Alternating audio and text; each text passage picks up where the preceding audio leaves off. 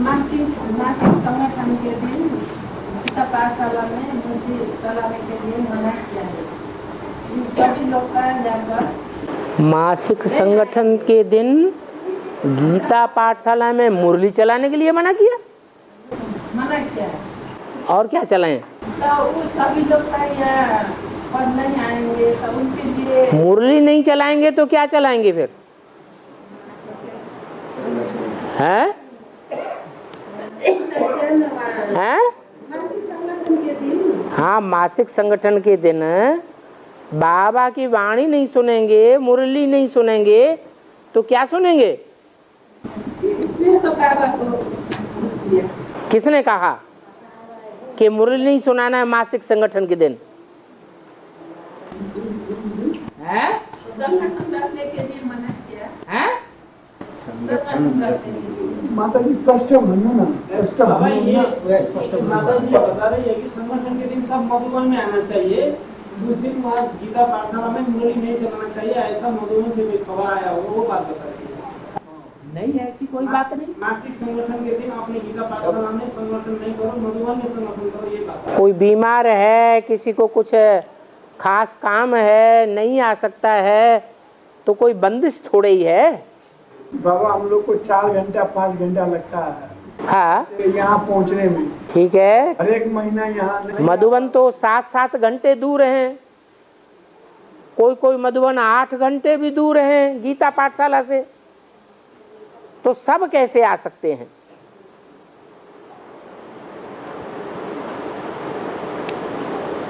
ऐसा कोई डायरेक्शन नहीं है हेड ऑफिस से कि गीता पाठशाला में मधुबन में जब संगठन होता है मासिक तो वहाँ क्लास नहीं चलना है। क्लास तो चल सकता है,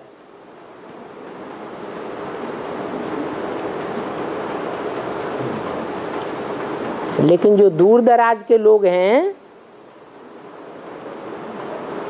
वो मधुबन में कम से कम 2 महीने में 1 बार तो आ सकते हैं। बाबा ऐसे नहीं कहा था, हेड ऑफिस से बोला था कि जिस दिन मधुबन में मासिक संगठन है और जिस टाइम में होता है उस टाइम में गीता पाठशाला में संगठन नहीं रखना चाहिए। उस टाइम में चाहे सुबह रख सकते, शाम को रख सकते, लेकिन उसी तो गलत फहमी हुई है। जिस टाइम यहाँ मधुबन संडे को मधुबन में संगठन होता है, उस दिन गीता पाठशालाओं में संगठन नहीं रखना है, बड़ा संगठन। बोले थे बाबा, गलत हुआ। हम कितनी बार क्लियर भी किया कि क्लास चलाने की बात नहीं है, क्लास तो गीता पाठशाला में रोज चलना है। बाबा यही बात नवराज भाई ने फोन करके भी पूछी, तब भी हमने यही बोला। भाषा प्रॉब्लम की वजह से कभी कभी गलत फहमी हो जाती है। और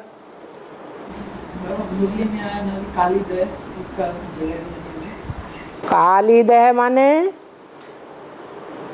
एक गौरी है, महागौरी कही जाती है, वो अब भी विचारिणी है इसलिए गौरी है, और जो विचारी बनते हैं वो काली है, जैसे महाकाली।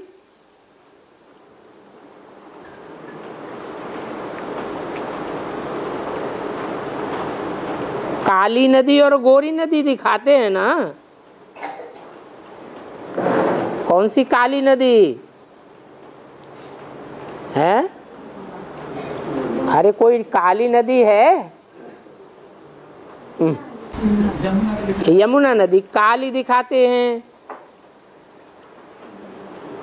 और गंगा नदी गोरी दिखाते हैं।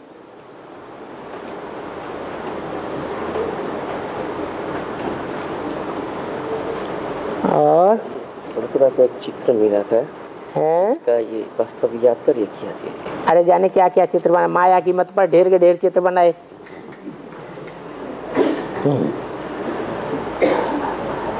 हाँ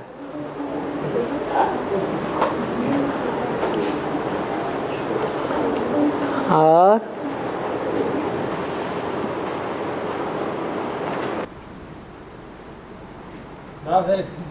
ये ज्ञान से थोड़ा मिलता जुलता लगता है। ज्ञान से थोड़ा मिलता जुलता लगता है ना। ज्ञान से थोड़ा मिलता जुलता लगता है ना। तभी जो भाई चित्र दिखाए ना, तो हाँ। बुद्धि भाई भी बोल रहे हैं कि ज्ञान से कुछ मिलता जुलता है। वो दुनिया में ऐसी कोई चीज है जो ज्ञान से बाहर है?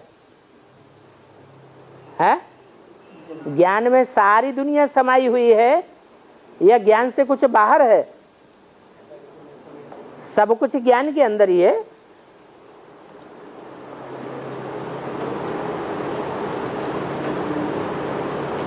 झूठे का भी ज्ञान बाप देते हैं और सच्चे का भी ज्ञान बाप ही देते हैं। माया रावण का भी ज्ञान बाप देते हैं और राम का भी ज्ञान बाप ही देते हैं। लेकिन बताए दिया है कि माया की मत पर ढेर के ढेर चित्र बनाए हैं।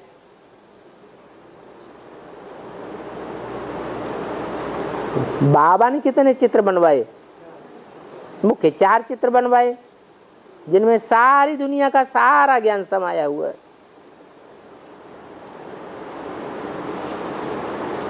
और तो अभी आने वाले जो ब्राह्मणों के दिन का मतलब जो कुछ भी घटनाक्रम है ना, तो उसका मतलब रहस्य मतलब उजागर होने के जैसा, मतलब इसमें थोड़ा सा मिलता जुलता लगता है ना।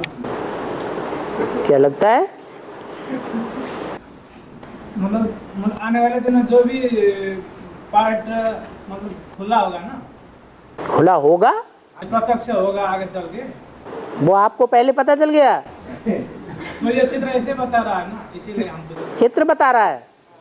ये पता है चित्र किसने बनाया? बनाने वाले का पता है? बनाने वाले को प्रेरणा दिया मिला होगा है? प्रेरणा मिला होगा ना।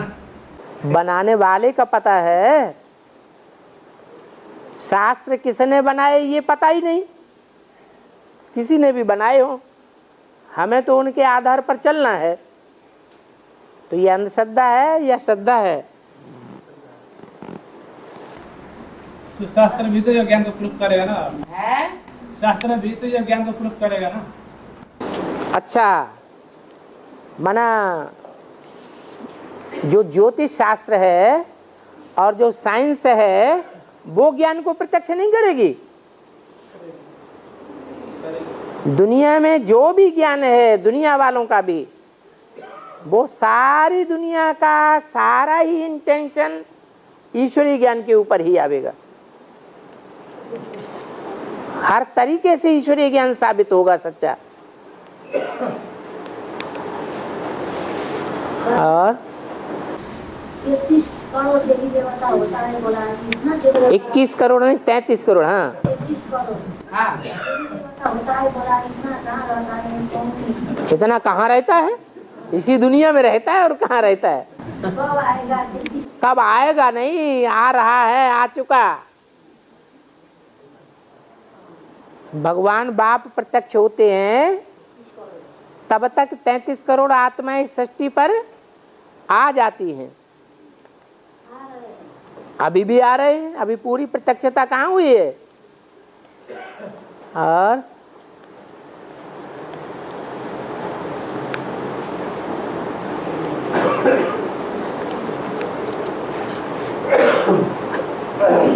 कोई आपस में लड़ते रहते हैं,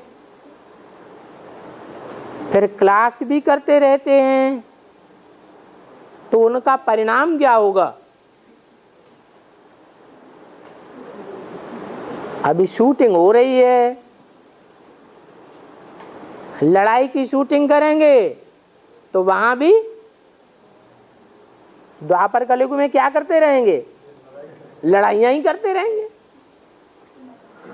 उनको शांति नहीं मिलेगी।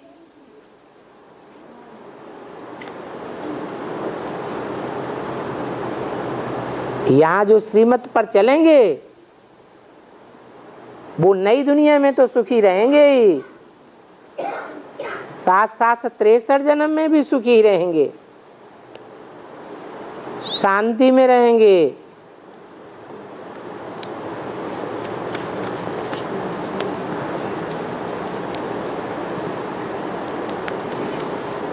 और बाबा श्री कृष्ण के लिए कहा गया है कि 18 साल के उम्र में वो राजगद्दी संभालेंगे, तो 36 में जब उनका जन्म होगा बाबा, तो क्या 36 के 18 साल बाद वो राजगद्दी संभालेंगे या 18 में उनका जन्म होगा? कौन से कृष्ण की बात है? सतयुगी कृष्ण की बात बाबा बोले। सतयुगी कृष्ण की बात, सतयुगी कृष्ण की बात शास्त्रों में आई है क्या है? जी नहीं, संगम युगी कृष्ण की बात। तो संगम युगी कृष्ण की बात है। तो 18 साल की उम्र में राजगद्दी संभालेंगे बोला गया बाबा, तो मतलब 36 के बाद ही संभालेंगे संगम युगी कृष्ण। संगम युग में सारी महिमा कृष्ण की है या शिव बाबा की है? शिव बाबा की सारी महिमा है। तो जिनको शिव बाबा कहा गया है वो ही विश्व का नाथ कहा जाता है। उसी के द्वारा कृष्ण की सोल भी कार्य करती रहती है। कोई स्थूल रूप में जन्म लेने की बात नहीं है। वो ही विश्व का मालिक कहा जाता है ज्ञानी आत्माओं के द्वारा, परंतु बनता तो नहीं है। ताजधारी बादशाह है कि बेताज बादशाह है? ताजधारी बादशाह। शंकर ताजदारी बादशाह है, बेताज बादशाह है। ज्ञानी आत्माएं समझती हैं कि इसके इशारे पर ही सारी दुनिया चल रही है।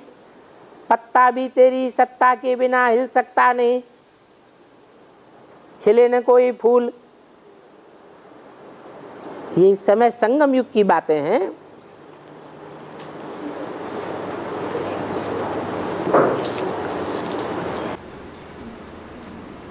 शास्त्र में शिव पार्वती का जब विवाह दिखाया तो उसमें तो शंकर का ताज दिखाया।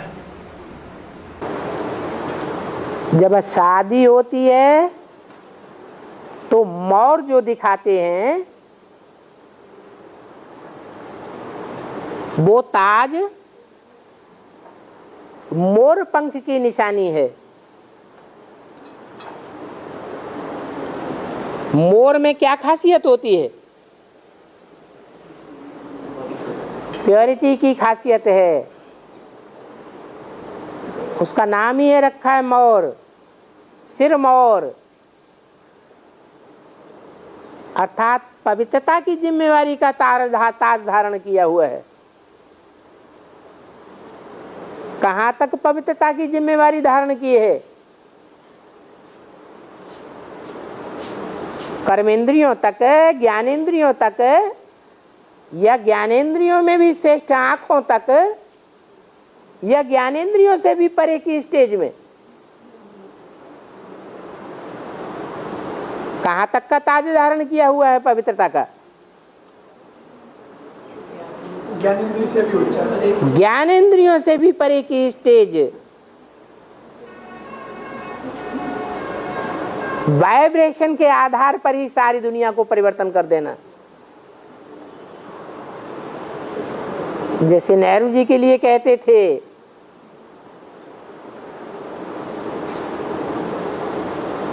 कि नेहरू जी के बातों का कोई बहुत विरोध करते थे, परंतु नेहरू जी सब जब सामने आकर स्पीच देते थे तो सब उनके अनुकूल हो जाते थे। ये किस बात का प्रभाव हुआ? वाइब्रेशन का प्रभाव।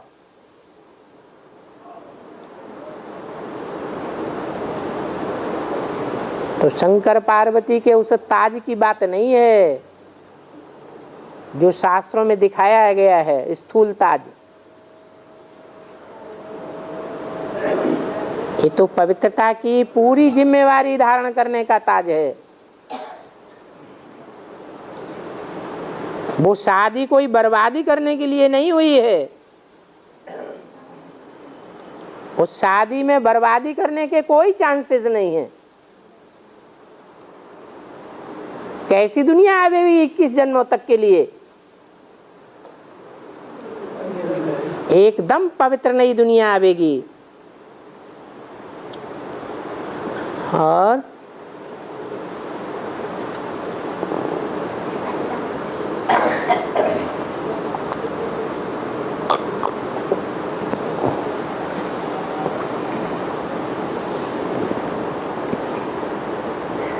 कोई बहन या माता सरेंडर होना चाहती है तो जब उसकी वानप्रस्थ अवस्था 60 साल आवेगी अथवा बीमार पड़ेगी तो उस समय क्या उसको घर भेजा जाएगा? कोई को भेजा गया है घर में? बेसिक में भेजा जाता है ना बाबा। ये बेसिक की बात यहाँ कहाँ है? इसीलिए कोई माता बेसिक की बातों में और यहाँ की बातों में तो जमीन आसमान का फर्क है। बेसिक की बातें यहाँ क्यों ला दी जा रही? वो तो सन्यासियों की बात है और यहाँ सन्यासियों की बातें हैं या सारे ही गृहस्थी बैठे हुए हैं? यहाँ तो सारे ही गृहस्थी हैं, सन्यासी तो यहाँ कोई भी नहीं बैठे हुए हैं। और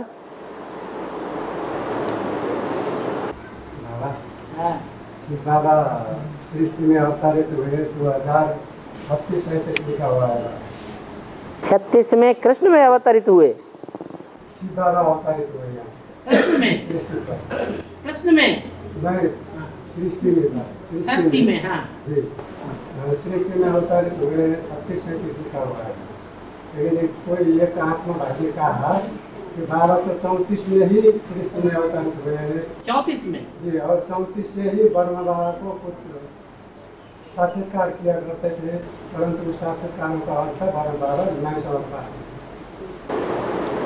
लेकिन मुरली में क्या कहा है?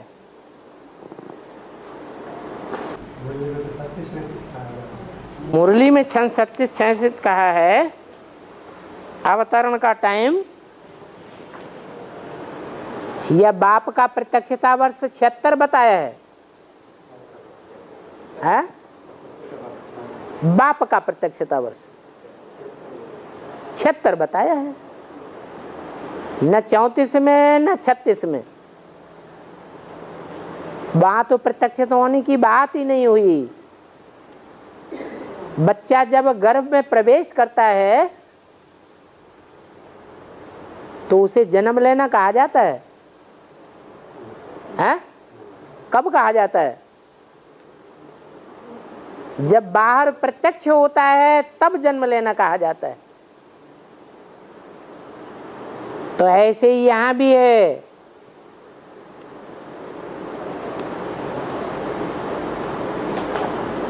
नौ 10 महीने लगते हैं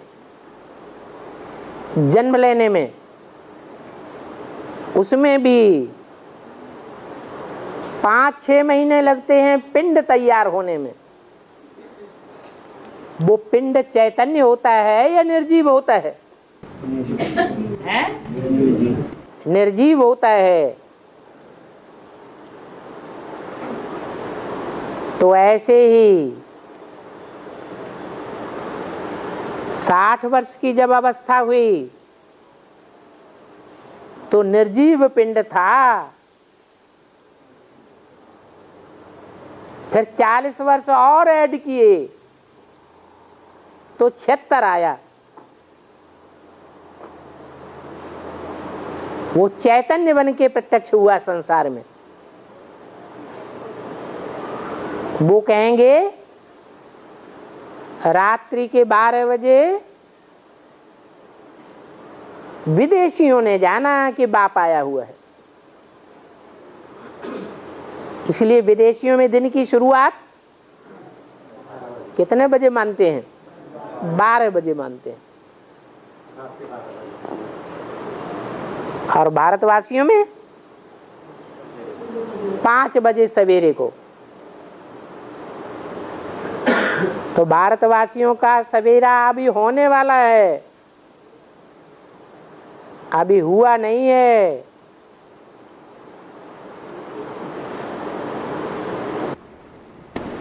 बाबा अभी बेसिक में अनाउंस कर दिया 2012 में, डेट भी फिक्स कर दिया, क्या होने वाला है? क्या फिक्स कर दिया? डेट भी फिक्स हुआ है। किस बात की डेट फिक्स हुई है? हैं? विनाश होने वाला है। 76 में विनाश होने वाला नहीं था बेसिक में। तो अभी क्या होगा? अरे 76 के लिए विनाश होने की डेट निश्चित नहीं की थी या नहीं की थी? वो लक्ष्मी नारायण के चित्र को देखो, नीचे क्या लिखा हुआ है? आने वाले 10 वर्षों में इन्हें लक्ष्मी नारायण का जन्म होगा, पुरानी दुनिया का विनाश होगा। तो वो बात झूठी हो गई। बेसिक वाले क्या बताते हैं इस संबंध में? मुरली में भी आया कई बार कि 10 वर्षों में दुनिया का विनाश होगा, लक्ष्मी नारायण का जन्म होगा। फिर ज्ञानामृत पत्रिका में भी छपाई दिया। तो बेसिक वाले उस संबंध में क्या बताते हैं? अभी की बात क्यों? पहले जो बात कही सो झूठी हो गई, तो अब जो बात कहेंगे सो उसका जवाब है नहीं पहले वाली बात का। तो अभी भी जो तुम कहते हो वो नोट कमाने के लिए कहते हो, ले आओ, दद्दर जाओ। पैसा सारा मेरे पता नहीं आगे चल के एडवांस पार्टी प्रखर हो गई और हमारी संस्था बंद हो गई तो हमें तो पैसा मिलना बंद हो जाएगा। इसलिए जो तुम्हारे पास टटा पूंजी है पहले ही लाके दर दो, 12 में विनाश हो रहा है।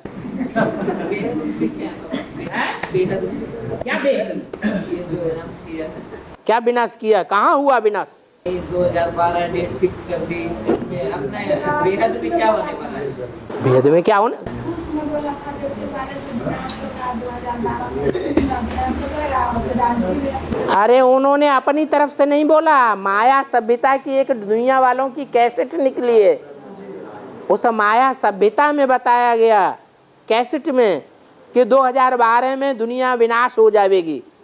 तो उसके आधार पर उन्होंने भी डंका पीटना शुरू कर दिया।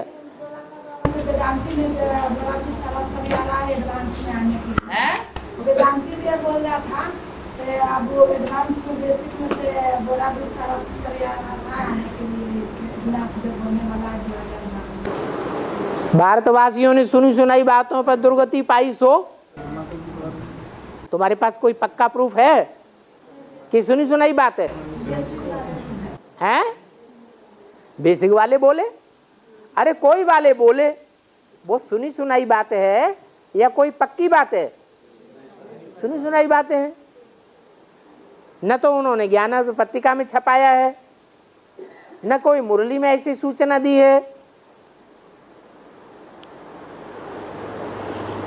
और है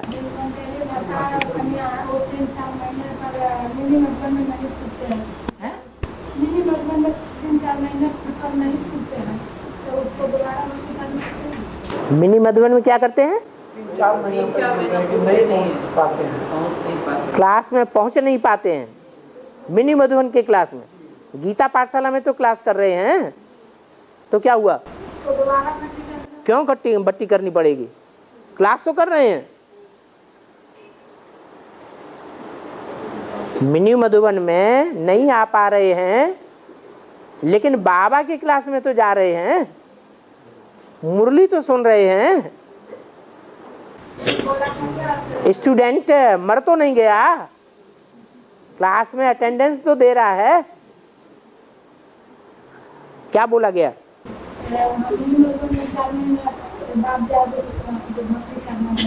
ये कोई बात नहीं हुई। मिनी मधुबन की निमित्त बहनें रहती हैं, इसलिए माथा टेकना जरूरी है, ये कुछ नहीं,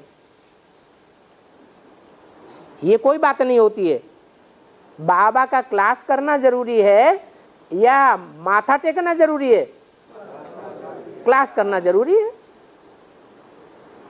वो रजिस्टर उनका चेक कर लो, गीता पाठशाला में आते हैं तो ठीक है, अगर नहीं आते हैं, 2-4 महीने नहीं आए, एब्सेंट हैं, तो दोबारा भट्टी करनी पड़ेगी। और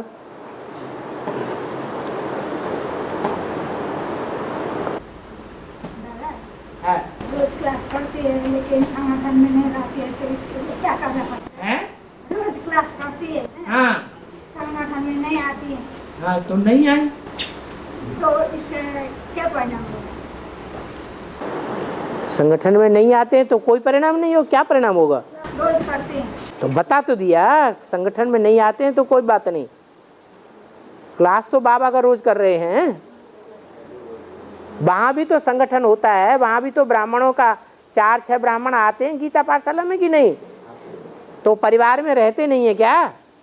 किसी का परिवार छोटा होता है, किसी का परिवार बड़ा होता है। तो चलो बड़े परिवार के भांति नहीं है, शूटिंग नहीं हो रही है।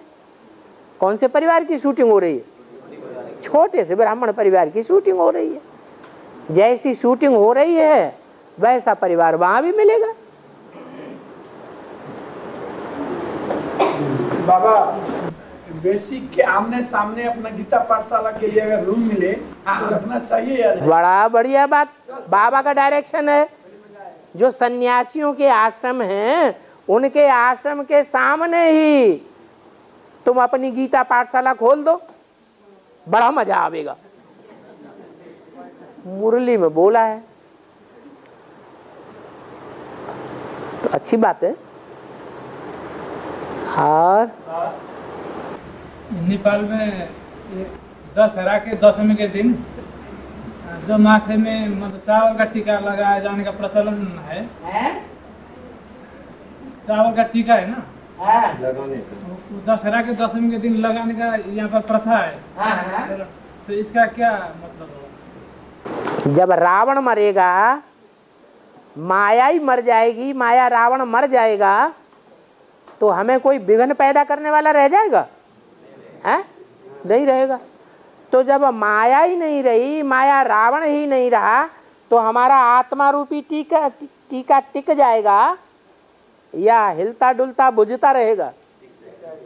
तो टीका लगाया जाता है। जब रावण मर जाता है तब असली टीका लगता है। दशहरा के बाद ही दीपावली मनाई जाती है। दीप कब जगते हैं? जब रावण मर जाता है तब दीपक जग जाते हैं। दशहरा से पहले दीपावली हुई है कभी? क्या नहीं होती। पहले तो रावण मरे, माया खलास हो जाए, फिर उसके बाद हमारी आत्मा रूपी दीपक सदा के लिए जग जाएंगे, क्योंकि कोई विरोध करने वाला तो रहेगा नहीं। कहाँ की दुनिया की बात है? संगम युग में ब्राह्मणों की दुनिया में 2 पार्टियां हैं, माया रूपी रावण संप्रदाय और राम संप्रदाय। ये माया रूपी रावण संप्रदाय खलास हो जाएगा। इसलिए मुरली में बोला है, सब सेंटर्स में लिखना पड़ेगा आध्यात्मिक ईश्वरीय विश्वविद्यालय। इसलिए तुम वो शब्द हटा दो, प्रजापिता ब्रह्मा कुमारी शब्द, सिर्फ लिखो गॉडली स्पिरिचुअल यूनिवर्सिटी। नहीं तो बोलो तुमसे लड़ेंगे। कौन लोग आके लड़ेंगे? है? अगर तुम प्रजापिता ब्रह्मा कुमारी शब्द डालोगे तो वो आकर के तुमसे लड़ेंगे।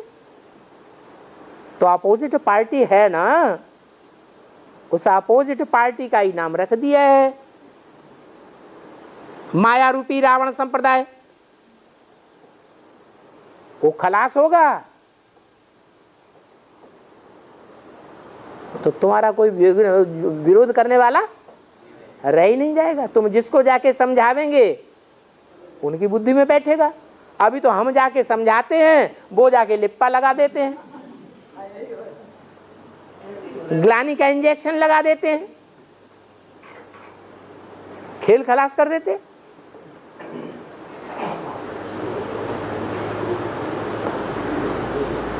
और ज्ञान के सूर में पहला फर्स्ट में ज्ञान को किसके साथ में रहा हूँ सृष्टि में?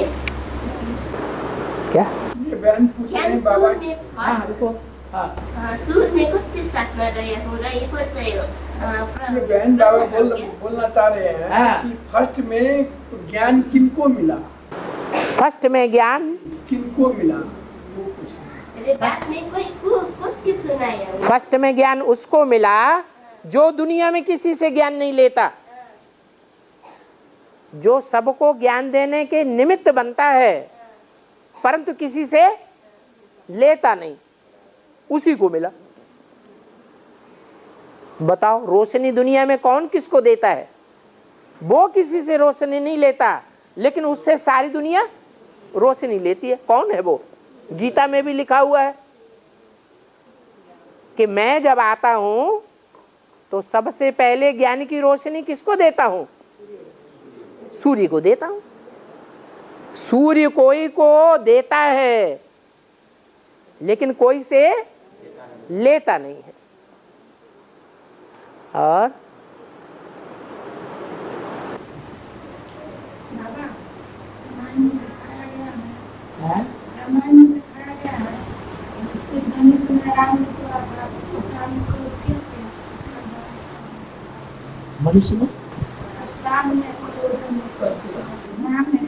राम ने क्या किया था? हाँ तोड़ा था। हैं? परशुराम ने क्रोध क्यों किया उस समय में?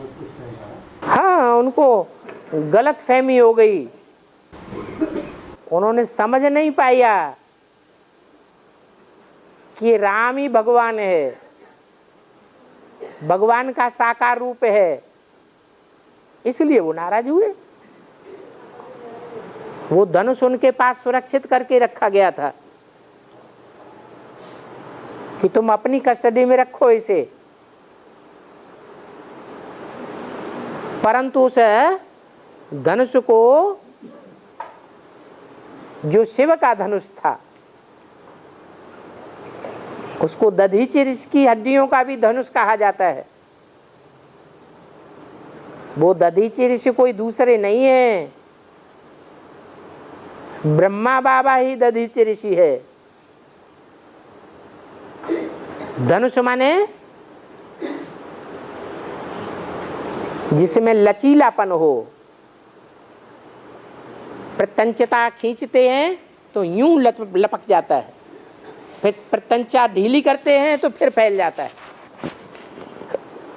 माना जिसके शरीर रूपी धनुष में इतना लचीलापन हो कि जितना कठोर से कठोर पुरुषार्थ करना चाहे तो कर सके, ऐसा धनुष, ऐसा पुरुषार्थ रूपी धनुष जो दधीचि ऋषि की हड्डियों से बना हुआ था, बहुत पावरफुल धनुष था, उसको भी राम ने तोड़ दिया। माने उनके पुरुषार्थ से आगे पुरुषार्थ करके दिखा दिया, माना तोड़ दिया।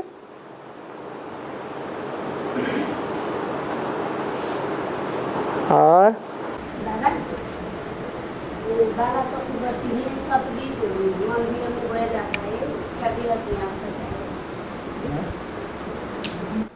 बाबा बहन जी बोल रही है कि वो दसवीं के दिन यहाँ पे जौ छीटा जाता है, सप्तमी के दिन, सप्तमी के दिन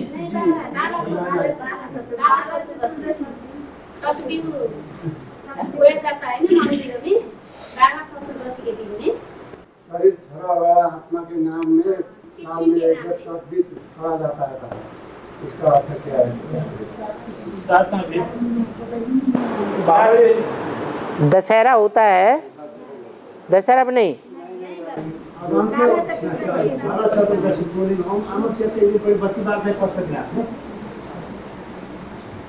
इसलिए शाम को दूसरा दिन है 32 वो रक्षाबंधन के समय की बात तो नहीं है। सब चीज बीज मिला करके फेर देते हैं भगवान में अवगाहन में होता है वो छठ के बाद भी होता है मृत आत्माओं के लिए 7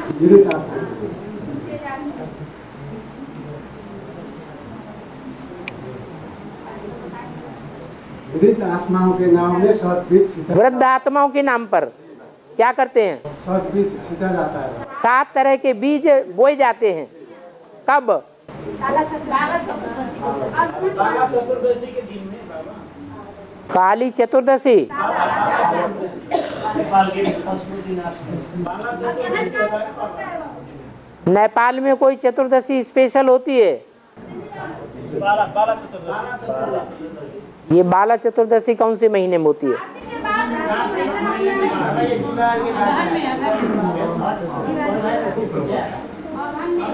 ये दीपावली के बाद आता है कार्तिक में।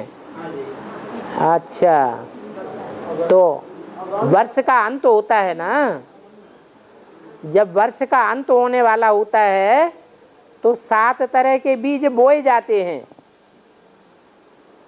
वो उन्होंने भक्ति मार्ग में वर्ष के अंत में मना लिया है, लेकिन है कल्प के अंत में।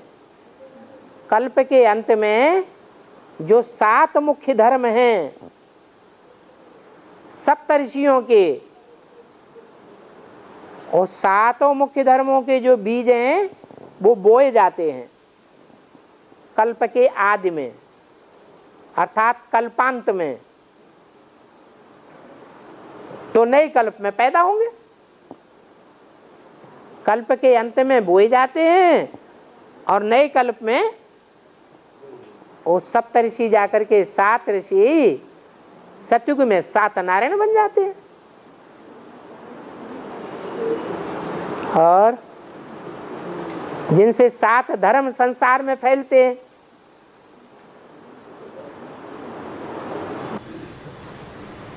बाबा, ये राम की आत्मा को ये संगम युग में मतलब वो सूर्य के रूप में और ध्रुव तारा के रूप में किस किस टाइम पर ऐसा माना जाता है? सूर्य के रूप में पार लेने वाला के रूप में, और ये आपने बताया कि ध्रुव तारा के बीच रूप में जो मान्यता है। अरे जब पुरुषार्थ संपन्न हो जाता है तो सूर्य हो गया। शिव समान पहले था या पुरुषार्थ पूरा होने के बाद शिव समान है? हैं? बाप शिव आकर के बच्चों को आप समान बनाते हैं, तो नंबरवार आप समान बनते हैं या कोई एक है जो 100% बाप समान बनता है? एक बनता है बाप समान। जो बाप समान बनता है वो पुरुषार्थ पूरा होने से पहले सूर्य था या पुरुषार्थ पूरा होने के बाद सूर्य बनता है? पहले सितारा था। जैसे 500-700 करोड़ सब मनुष्य आत्माएं सितारे हैं, वो भी एक सितारा है। लेकिन वो ऐसा सितारा है, षष्ठ रूपी रंगमंच का हीरो पाठधारी, जिस हीरो पाठधारी के चारों ओर सारे ही पाठधारी घूमते रहते हैं। वो भी नाटक होता है तो सारे ही पाठधारी किसके आसपास घूमते हैं? हीरो पाठधारी के आसपास घूमते हैं। तो वो राम वाली आत्मा भी पहले ध्रुव तारा है, जिस ध्रुव तारा के आसपास सारे ही सितारे घूमते हैं, वो अपनी जगह पर अटल रहता है। संगम युग में जब पुरुषार्थ पूरा होता है तो बाप समान की स्टेज को प्राप्त करता है। और द्रौपदी को भी ध्रुव तारा के रूप में बताया गया ना? द्रौपदी को भी ध्रुव तारा के रूप में बताया गया ना? द्रौपदी को उनका पद बताया ध्रुव तारा मिसल। अकेली द्रौपदी नहीं है, ध्रुव पद भी है, राजा द्रुपद भी है। राजा द्रुपद है तो ध्रुवपदी भी होगी। एक जैसा युगल होना चाहिए ना, तो प्रवृत्ति मार्ग है जगत पिता और जगदम्बा का, उसका नाम ध्रुवपद रख दिया, उसका नाम ध्रुवपदी रख दिया। दोनों का पद अटल है, कोई कितना भी हिलाए डुलाए, क्या कितने भी विघ्न पैदा करे, नैया हिलेगी डुलेगी लेकिन डूबेगी नहीं। ये दोनों ही आत्माओं के लिए लागू होता है।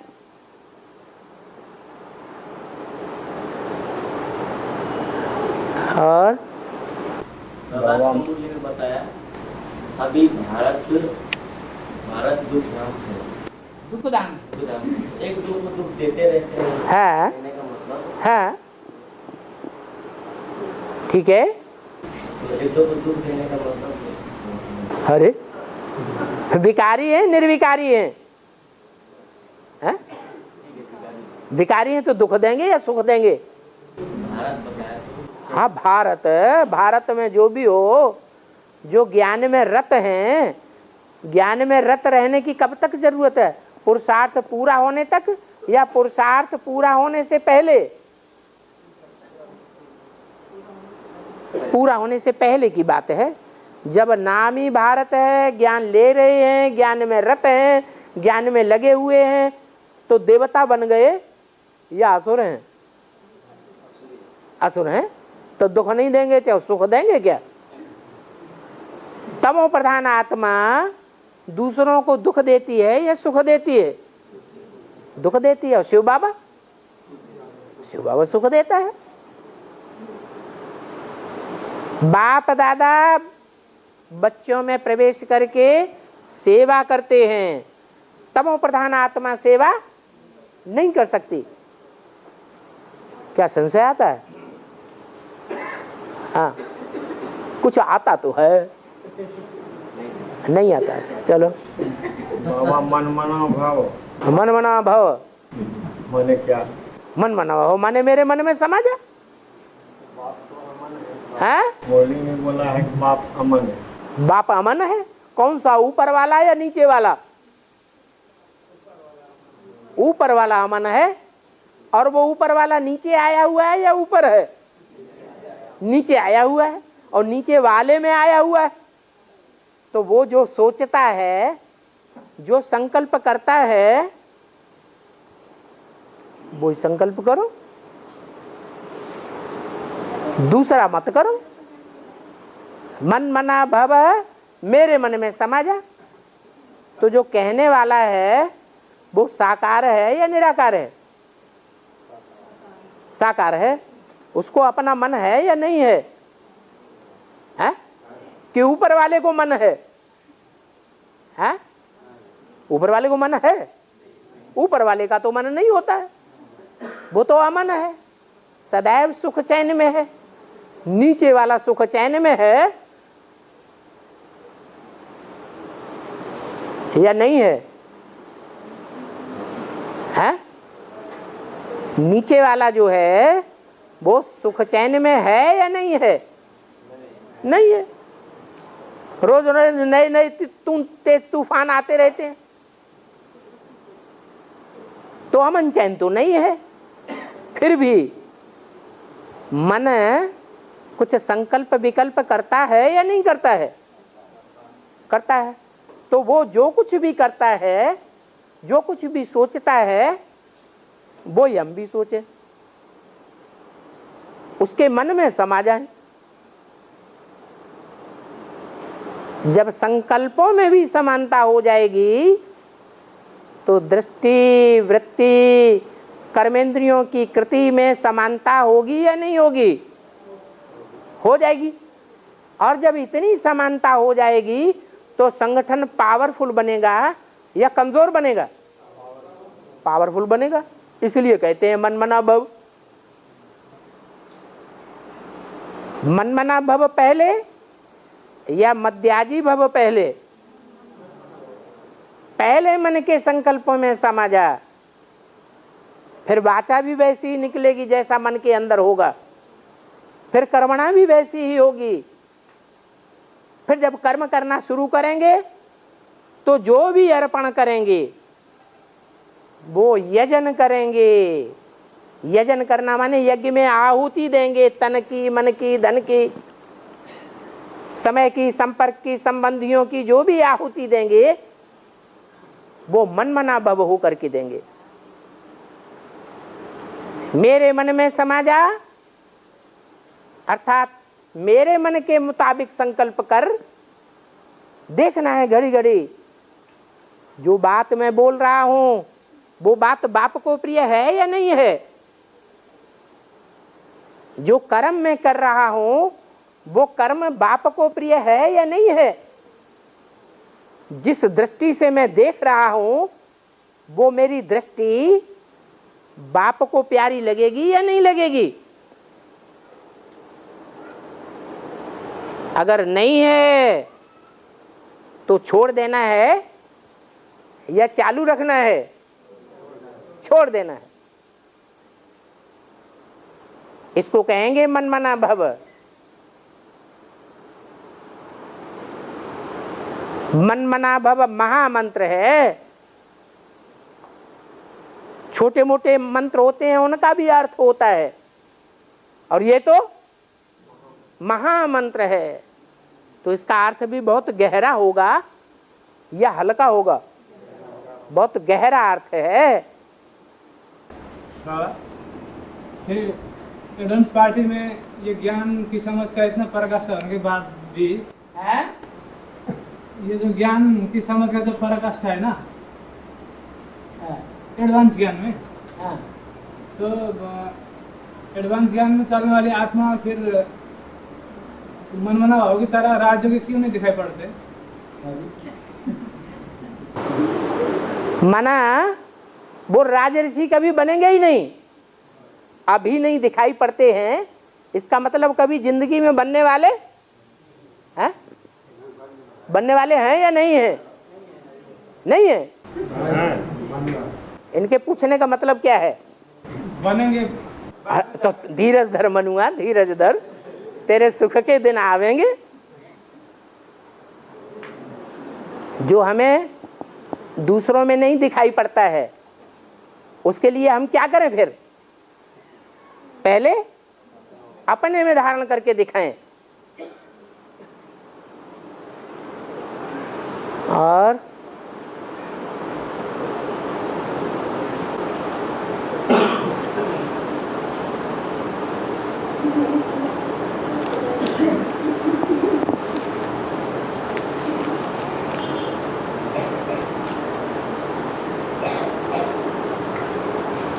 रामायण में त्रिजटा का अर्थ क्या है? 3 जटाओं वाली।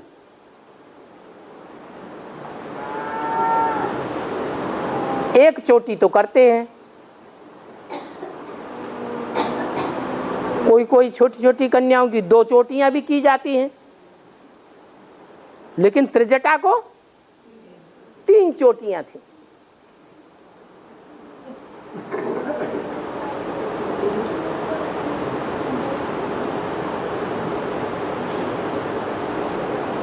भारत में खास विष्णु के मंदिर बनाते हैं, शंकर के मंदिर बनाते हैं, विष्णु की पूजा करते हैं, शंकर की पूजा करते हैं, विष्णु की मूर्ति बनाते हैं और शंकर की मूर्ति बनाते हैं। ब्रह्मा की पूजा नहीं करते, ब्रह्मा की मूर्ति नहीं बनाते, ब्रह्मा के मंदिर नहीं बनाते। लेकिन रावण के राज्य में एक ऐसी राक्षसी थी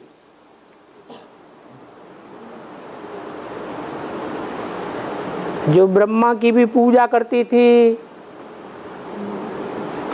मन मंदिर बनाती थी, मूर्ति बनाती थी, ब्रह्मा के ऊपर भी विश्वास था, उसकी भी उपासना करती थी, और विष्णु की प्रिय भी उपासना करती थी, और शंकर की भी उपासक थी। तीनों ज्ञान की जटाएं वो धारण करने वाली थी। इसलिए सीता की सुरक्षा करती थी।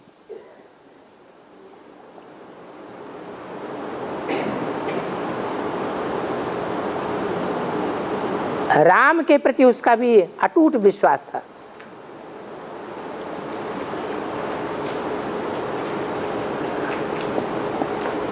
तो 3 चोटी धारण करना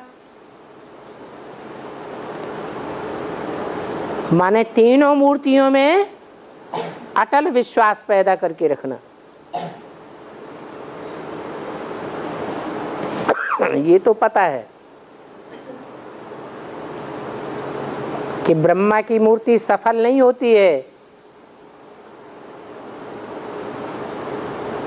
इसलिए पूजा नहीं होती है।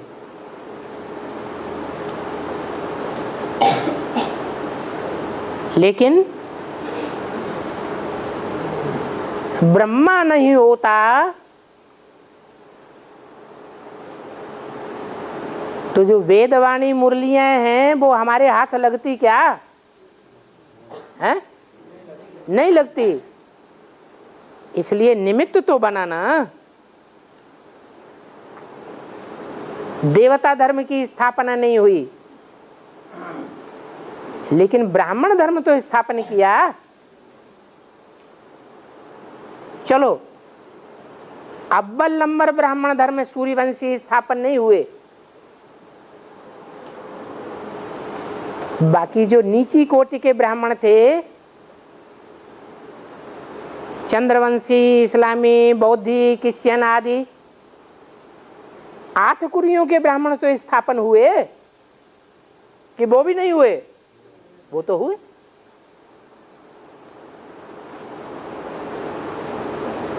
इसलिए ऐसे नहीं कह सकते कि षष्ठ प्रक्रिया में ब्रह्मा का कोई हाथ नहीं है।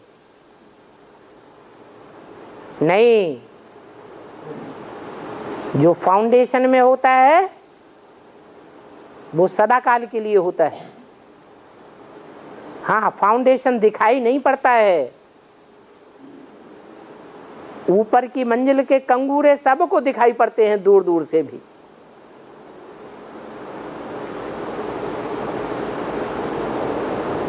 इसलिए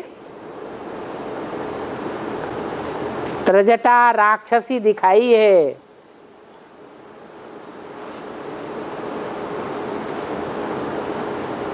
अभी सीता कहाँ पल रही है? रावण की कैद में पल रही है या कहीं दूसरी जगह है? रावण की कैद में पल रही है। जहां भी पल रही है तो वहां कोई त्रिजटा राक्षसी भी होगी। क्या? सूर्यवंशी कुल की नहीं है। कौन से कुल की है? राक्षसी कुल की है। चंद्रवंश को भी राक्षसी कुल नहीं कहेंगे। राक्षसी कुल पैदा ही होते हैं द्वापर युग से, लेकिन राक्षसी कुल की होते हुए भी रामचरण रति निपुण बेशेखा, राम के चरणों में उसका विशेष प्यार होता है, इसलिए सीता की सुरक्षा करती है।